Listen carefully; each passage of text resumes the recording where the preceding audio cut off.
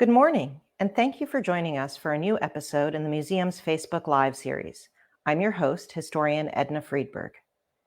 Today is International Artist Day, a moment to celebrate all of the richness that art brings into our lives and to celebrate the people who create it. Art shapes and influences us in so many positive ways, but for millennia, art has also beguiled conquerors who have used it to glorify themselves and to smear the record of their enemies. Adolf Hitler was acutely aware of art's power as he sought to foster the myth of a 1,000-year Reich. As the German military swept through Europe, claiming land and control, they also perpetrated one of the greatest art thefts in history. I'm very pleased to welcome today's guest, Lynn H. Nicholas, author of the book, The Rape of Europa, The Fate of Europe's Treasures in the Third Reich and the Second World War. Good morning to you, Lynn. Good morning. Very happy to see you. Nice to be here. Thank you. As we'll learn from Lynn today, in addition to the plunder of many pieces of priceless art from both private dealers and collectors, the Nazis also stripped millions of Jews of their furnishings, books, and even objects of very little monetary value. The Nazis' greater ambition was to completely destroy an entire people and their culture. Now, Lynn, I think it may surprise some of our viewers to learn the very central role that art played in Adolf Hitler's myth-making. Why was he so obsessed with art? Well, Hitler had always wanted to be an artist, but unfortunately he was turned down from art school. And people joke that if he'd gotten into art school, that would have saved the world a lot of trouble. But once he'd gotten into power, what he really wanted was to make Germany as grand art-wise as every other nation in Europe. And it was sort of traditional for conquerors. I think of Napoleon, for example, to bring home the trophies of war. So he counted himself among that crowd. But the difference here was that the Nazi looting was based almost entirely on ideology and race, and not on the same things that past conquerors had used as their reasons for taking things, which was mostly just pure greed. Let's explain that a little more. Hitler and other leading Nazis, as you said, viewed art through an ideological lens. What do you mean by that? What did they like and why, and what did they not? Well, they definitely did not like modern art, and in fact, they had a whole program to de-accession modern art from the German museums. And so they purged, almost 30,000 works of art from those museums, and a lot of it was sold abroad eventually. And so what they did want to collect was Germanic art, whether it had belonged to them or to other people, things like Rembrandt, and bring all of those Germanic things back to the fatherland or the motherland, however you want to put it, and purify the whole art scene in the country. But they didn't like anything unfinished, modern, abstract, anti-war, anything by a Jewish artist, by a Black artist, or even by a Slavic artist, because they also wanted to get rid of the Slavic peoples as well as the Jewish people.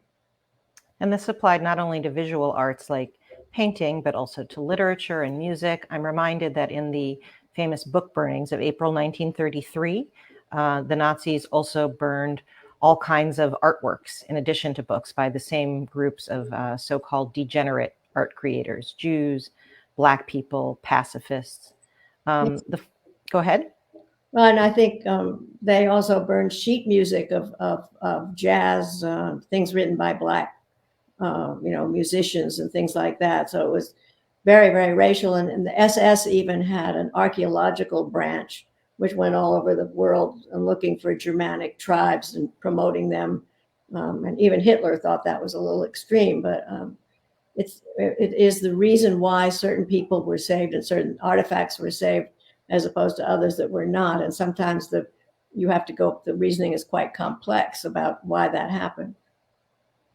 Now, we just saw a photograph a moment ago, and maybe we can bring it back, that shows Hitler in a storage facility filled with some looted art that was for a museum, a planned museum in his native Austria, a Führer museum that never materialized, but that he wanted to display some of the world's greatest art as a way of, showing his aspirations, his self-image of grandeur.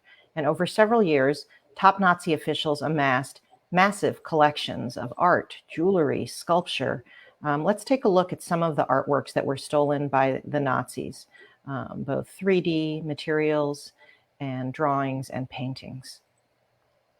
Yes, well, Hitler was going to build a huge museum, which would have everything in it: coins, books, paintings, the works, in his hometown of Linz. And so he amassed thousands of works of art for that museum. And it was supposed to, compare favorably with all the major museums in the world, like the Louvre or the museums in Italy. And so since he was such a big collector, a lot of the other Nazi leaders felt that they should collect things too. So they started, and Goering, the number 2 man in the Nazi hierarchy, Hermann Goering, who was head of the Air Force, he liked to collect too, but his was more personal. He wanted to keep this art for himself, and eventually they all said it was going to be given to the nation. But who knows if that would really have happened. They all of them there were huge bureaucracies that did nothing but look for art and buy it and confiscate it and sell it. And they used the full force of Nazi organizations, the Gestapo, the SS, and everything, to trace and collect and bring in works of art. I'd like to pause for a moment to welcome viewers who are watching from around the country. Thank you for joining us from Phoenix, Arizona, Dartmouth, Massachusetts, St. Paul, Minnesota. Good morning to you in Olmsted Falls, Ohio, and Navasota, Texas, and a special welcome to the art students at Central School in Kewanee, Illinois, and their teacher, Mark Nelson. Lynn, we have a question from one of Mr. Nelson's students in his 8th grade class. Sierra asks, did the Nazis have specific art that they went after, or did they just take whatever they saw? There was some kind of wish list, wasn't there, Lynn? Yes, well, hi, Sierra. I have a grandson who's also in 8th grade, so that's fun to hear from you. Yes, they made all kinds of lists of things in the countries they were going to conquer that they wanted to bring back. There was one list for that had works that went back, 400 years, and this included things that things that had been sold in Germany that they thought should come back, and also a lot of things that had been taken by the Napoleonic armies in the early 19th century. And of course, Napoleon had the world's record for looting before Hitler did, but Hitler would far surpass him just because he was able to, and it was just totally industrial. But yes, they had lists. The whole history of art in this time is wish lists. They even made a list if they thought they were going to conquer England, and they even made a list of things that they wanted from stately homes in the United Kingdom. So it was a pretty big list. Lynn, I'd like to take this down to a more personal level, because we've been talking about major museums that were gutted or going to be gutted, churches, places like that, but also personal businesses and families also had their art stolen. Let's talk about a world-class art collector, a Jewish man in Paris named Paul Rosenberg, whose business fell prey to the Nazi art plunder. Paul Rosenberg was very prominent, and he had relationships with famous artists. Tell us a little bit about Paul Rosenberg and his friendship with people like Picasso. Well, Paul Rosenberg was one of the preeminent dealers and collectors in France, and Picasso had become sort of his artist, an artist that he took care of and promoted and marketed after World War I. And the dealers like that helped the artists a lot. They paid them sometimes so they could keep going, so they could keep painting. And so Paul Rosenberg was probably the most successful one in France, particularly with Picasso's work. And they they would have lunch together, and their wives knew each other, and they would call each other Rosie and Peek. And one of the most extraordinary things was that when the Nazis invaded, Paul Rosenberg was able to flee to the United States, and he hid most of his works of art in a bank vault somewhere in one of his houses in the country. More was was left in his galleries and his house in Paris, and all of those were eventually taken by the Nazis. And his son, when he fled, had instead gone to England and joined the Free French forces. And it was his son who was not a very, I think only a lieutenant at the time, but he was one of the people who liberated a train that had been, was full of looted works of art that were supposed to be taken to Germany right at the very end of the war. They kept trying to get things out. When Alexander Rosenberg, his son, opened up this train and saw what was in it, there were, quite a number of things from that he had last seen in his own family's collection and his own father's business. So it was a very remarkable and emotional experience for Alexander Rosenberg. What an incredible coincidence. And we've just now been looking at a number of the approximately 400 works of art that were stolen from the Rosenberg collection, including paintings by Henri Matisse and other very well-known visual artists. I do want to note that it was because of his connections, his wealth, his art networks, that Rosenberg and most of his family were able to flee the Nazis and immigrate to America. And also the ways that things that we might think of now as being just cultural exchanges, one institution loaning a painting to another, in fact, helped to safeguard art. I believe you told me that in 1939, just shortly before World War II, Rosenberg loaned the Museum of Modern Art in New York some 30 paintings of Picasso, right? Yes, and there were lots of. There was another show in Buenos Aires. There were, and also the World's Fairs became a place of refuge for many foreign dealers who sent things there. And then once the war started, they said, they were going to leave them over here until the war was over. And so a lot of things were saved and protected at American museums during the war. But what was not protected, and I guess we'll talk about this later, is the things that belong to lesser families. I mean, Paul Rosenberg was an international collector and dealer and known worldwide, and so he had many connections, as did many other famous collectors.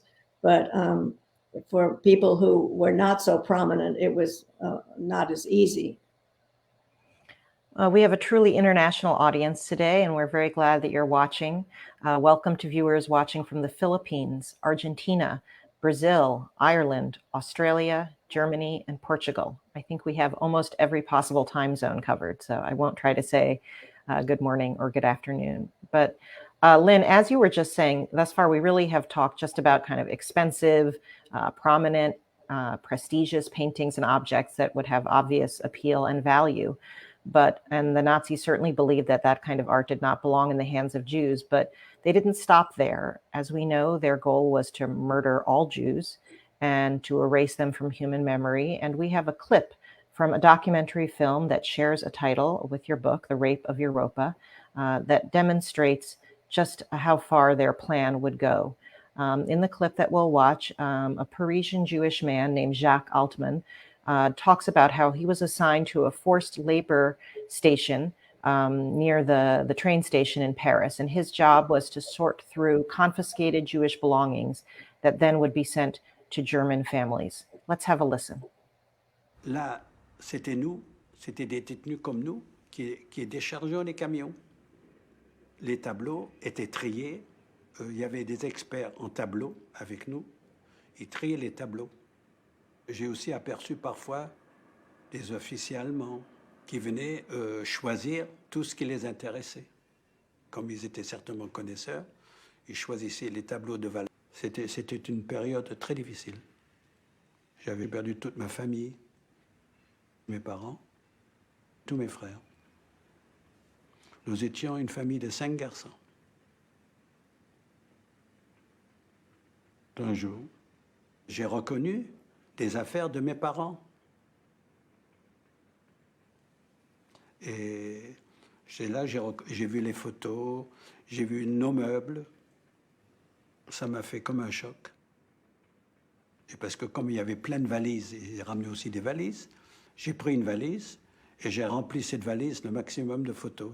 J'ai pris ma mère quand elle était jeune, j'ai pris mon père quand il était jeune. J'avais même des photos quand ils se sont mariés à Prague. Enfin, tout ça, je ne l'ai plus. Hein. Quand j'étais déporté à Birkenau, il fallait tout laisser sur place et tout a été détruit. J'ai perdu tous les souvenirs de ma famille.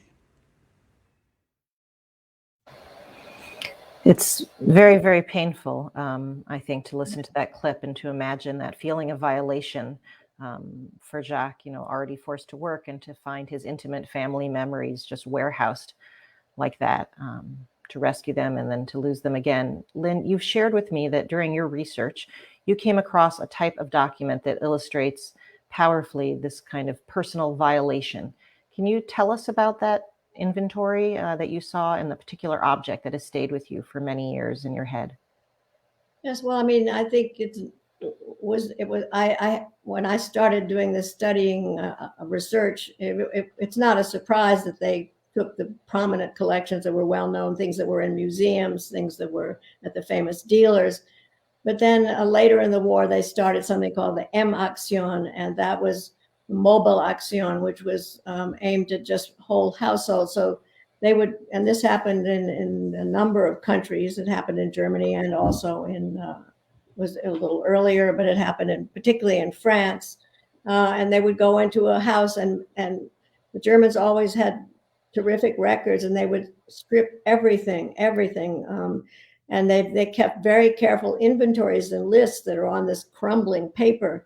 And you read these things, and it says, paintings and furniture and lamps. And then all of a sudden it says things like, 6 baby bottles and 4 pairs of baby shoes. And, to read that for me was just utterly devastating. The degree to which they went and the thoroughness of it was to wipe out all these people. And in France, for instance, people who had been sent to death camps or concentration camps were considered to have fled, because the Nazis always liked to be legal. They were not supposed to take things of people who were still there or the private property of citizens. But so people who had fled were considered to have abandoned their everything in their house, and so therefore it was fair game for the Nazis to take. And the idea was that they would bundle up special packages and send them to bombed out families in Germany, so that they could, it was like a care package or something, or send it to people who were ethnic Germans who they were going to use to settle Poland and the Soviet Union once it was defeated. So, but they're devastating. These documents, you can't believe it. Your description of this reminds me of some newspaper clippings from the period that we have in our records at the museum here in Washington that list items that were up for auction in Germany of Jewish households, Jewish families who had been deported. And it's not only the feeling of violation, seeing someone's, entire life and intimate possessions laid out like that, but also what that means about knowledge, that if neighbors saw that someone from down the street, that their entire kitchen or their entire wardrobe is being auctioned off, clearly that person is not returning. So it speaks to levels of knowledge. Lynn, I'd like to turn our conversation in another direction, into some photos that show perhaps an unexpected category of Nazi theft.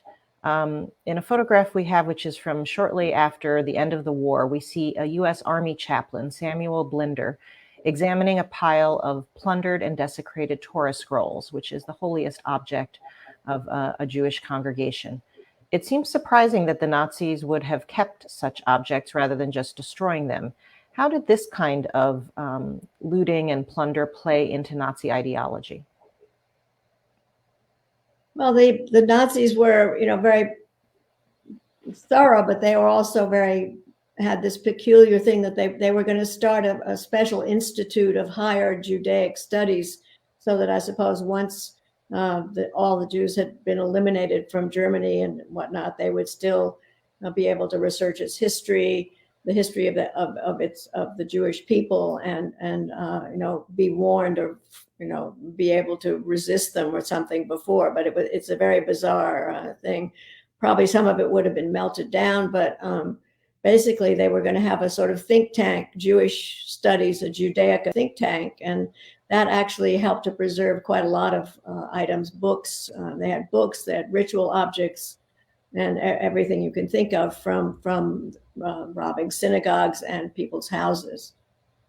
So it's sort of like relics of a destroyed culture and people that are no more. As the Germans swept through Europe, though, into countries like Poland and Italy, they also stole, if I'm not mistaken, some Christian religious iconography that they considered Germanic in their vision of culture.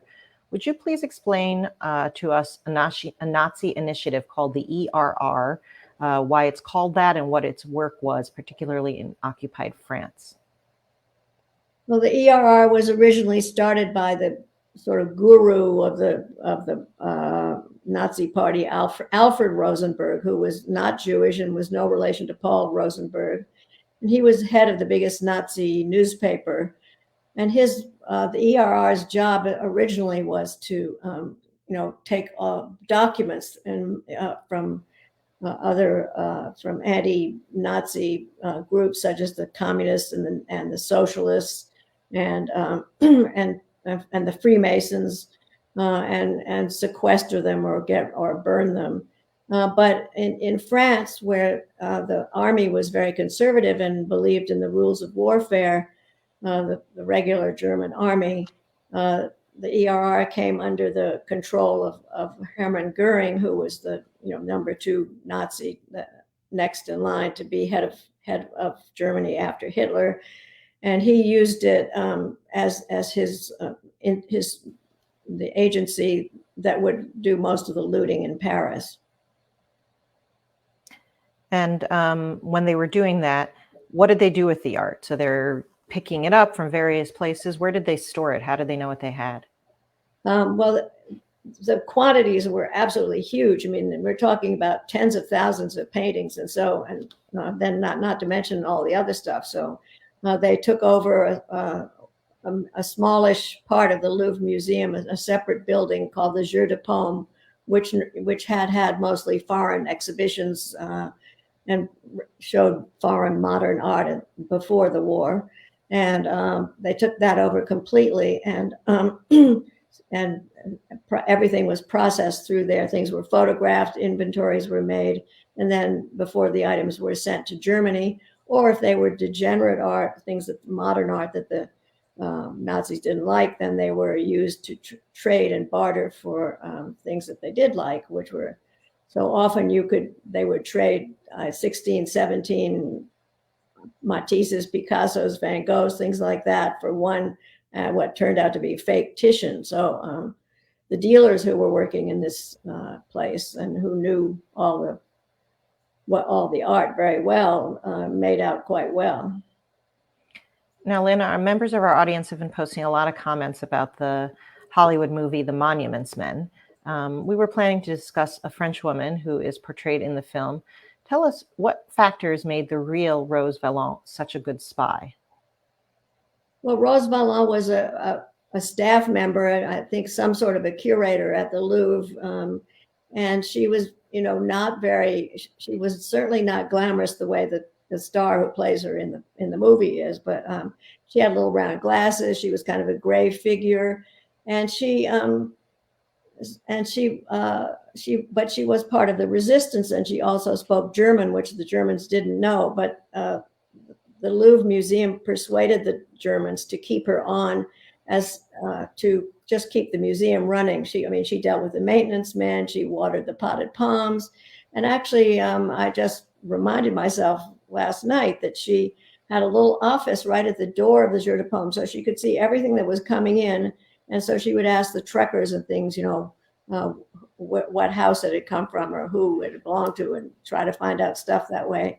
And at night, she went home and made inventories or wrote down everything she could remember about whose collections had been taken and where, even more importantly, where they were being sent in Germany. So that, and she also kept track of where things were being sold and which dealers. So that after the war, it was very important. She was a very important source of information. And here we see her in since the Nazis didn't like degenerate art, which was modern art, we see her in a special room. They had a kind of quarantine room for modern works of art that they were going to use for barter and trade. And actually later, eventually some of them were just burned in a big bonfire in the Louvre courtyard. But here she is, in that room and keeping track of those things too.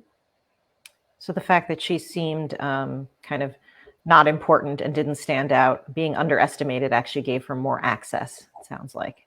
Yes, she was a member of the resistance, and she stayed there, I think, under orders from Jacques Jojar, who was the head of the Louvre, all of the museums of France. And so it was there was a safe room in the Louvre Museum. So the resistance kept its fire burned brightly in that museum. Lynn, a viewer named Abigail writes in to ask, she says, I find what Rose did amazing, and I'd like to know what motivated her. Can you speak to that? Well, I think, she was, France was occupied by the Nazis. It was a war, and she was motivated by, I think, by patriotism and also the desire to keep France's treasures in France. I mean, people were very worried that the Germans were going to take everything and they would lose everything. So she was a full-fledged, member of the war team and of the resistance. So a real patriot, a French patriot. Yes. Marilyn from Facebook is asking whether Rose received a medal or any kind of recognition for her valor. So how were her efforts later recognized and useful? Yes, she did. She got the Légion d'honneur, and I think she got some other things as well, other honors as well. And really, she spent the whole rest of her life trying to track down the things that were taken from collections in France. And it's said, I mean, I remember how I found out about her is that I picked up the paper one day. We were living in Belgium, and there was an obituary of Rose Valland. I didn't even know who she was, and I read it, and it said she had personally, been responsible for saving 60,000 works of art for France. Well, 60,000 works of art is a whole lot of art. When maybe most museums here have a couple of thousand, or 3,000 or 4,000, maybe. I mean, not someplace like the Met that has millions, but ones more specialized ones. And so that's a lot of art. And she was just really a remarkable person to keep, persisting the way she did. And she went to Germany and worked with Americans at the collecting points. When at the end of the war, the American monuments men found art hidden, the art that the Nazis had taken all over France, and all over Germany, and was in caves, it was in barns, it was in salt mines. And so she went to help identify things for France and worked with the American and actually an international group at one of the collecting points in Munich. And for people who may not be familiar with the Monuments Men, this was a special unit made up of people with expertise, architects, curators, historians, who were there not only to help safeguard cultural treasures during bombing and during occupation, but also trying to ensure that works were returned to the countries and their rightful owners. Let's talk through some of the art that was discovered by the Allies thanks to their work and the knowledge of Rose Valland. Tell us what we're looking at and where some of this art was squired away. Well, this is Hermann Göring's collection that was hidden in Berchtesgaden, and this is typical of the things that the American forces had to do. I mean, and the works of art are usually moved in air-conditioned, trucks with all kinds of protection. But so it's a miracle that all this survived. And they recovered and restituted or repatriated millions of items. Particularly the picture you just saw was of Neuschwanstein, the castle that's the model for Disney World. And that's where most of the French collections were stored. And the soldier there is looking at the Rothschild collection of snuff boxes. So it was just millions of objects. And so an international team was necessary to identify things and make sure they went back to the country from which they'd been taken. It's just mind-boggling, the number of objects and also the types.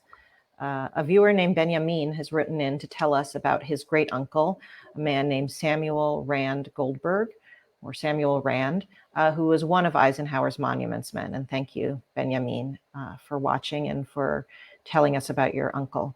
I'd also like us to take a look at a now famous photo of Dwight D. Eisenhower, who was then the Supreme Allied Commander at a salt mine in Germany, where massive numbers of paintings and other art objects were discovered. This is the Merkers salt mine. Several of our viewers, including Jesse from Minneapolis and Doug from New Jersey, have asked Lynn if there is any estimate of the number of pieces of art still missing, and whether you think a day will come when a really significant piece of art that has been lost all these years might still be found. Oh, well, that's everybody's favorite question, of course, but when you include works of art and numbers, they didn't just take paintings. There are coins and libraries and pianos and musical instruments and Judaica and books. I mean, it goes on and on. So the numbers were in the tens of millions probably. And it's very hard to say exactly how much is missing, but all the millions of things were given back. And I think most of the big ticket items are at least accounted for, but there are some major ones missing. For instance, from Poland, there's a Raphael, a Czartoryski, from the Czartoryski collection of a portrait of a young man. There are, most of the things that are still missing today are from private collections. And those are much harder to trace because if they were not museum quality or the next level down, then they went into the trade. And so they've been distributed all over the world by now. But yes, there are lots of things still missing. And it's hard to think about for those many, countless numbers of cases where things never were returned to or reunited with their owners. There have sometimes been prolonged and frustrating legal efforts, but also just, individual moments of pain and violation where a family member might just happen upon something that used to be theirs in a flea market or at an auction and recognize that it's their stolen property that's up for sale. So it has a lot of reverberations. Yes, I think, it's very, very painful when this happens to see something that is from your family in a strange and alien place. I mean, and it goes down through the generations. This memory of family and just it's not the fact that the possession is of value so much. It's that it brings back the memory of a whole world which is now gone. Well, very powerful, important to remember, even if it is painful. So Lynn, it was so wonderful to have you as our guest. We really learned a lot and appreciate your many decades of tenacious research. Thank you. Thank you. Also like to thank you, our viewers, for watching today's program. The scale of the Nazi looting operation is really hard to comprehend. And in today's show, we just briefly touched the surface of what is a complex subject, both of priceless treasures stolen in the name of bolstering a Nazi myth of an ageless empire, but also train car loads, countless ordinary objects, which might have meant very little monetarily, but meant a great deal to their owners, and to them, they were precious. As we close today, I'd like to share one more personal portrait, this one of an American soldier named Captain Isaac Benkowitz. Benkowitz was part of a team that, after the war, cataloged books and objects that had been stolen from more than 4,000 libraries of Jewish institutions and Jewish families across Europe. Isaac Benkowitz reflected back poignantly, saying, I would pick up a badly worn Talmud, a religious book, with hundreds of names of many generations of students and scholars. Where were they now? Or rather, where were their ashes? In what incinerator were they destroyed? I would find myself straightening out these books and arranging them in the boxes with a personal sense of tenderness, as if they had belonged to someone dear to me, someone recently deceased. We thank Isaac Benkowitz for these words, these powerful words, and the reminder of what all of these inanimate objects, these silent witnesses, represent: lives lost, of memories, of dreams, of values and hopes. Thank you for watching, and we hope that you will join us for our next program titled Power, Intoxication, and Masculinity, Fueling the Nazi War Machine. We'll be coming to you on a different day, on Friday, November 19th at 9:30 a.m. Eastern Time here in the US. We'll explore how alcohol, stereotypes of manhood, and even music fueled the Nazi advance through the Eastern Front during World War II, and how they ultimately also fueled mass murder. We'll look at how these factors impacted the choices of motivations in ordinary people. So we hope to see you on November 19th. Until then, wherever you are, be healthy and well. Bye-bye.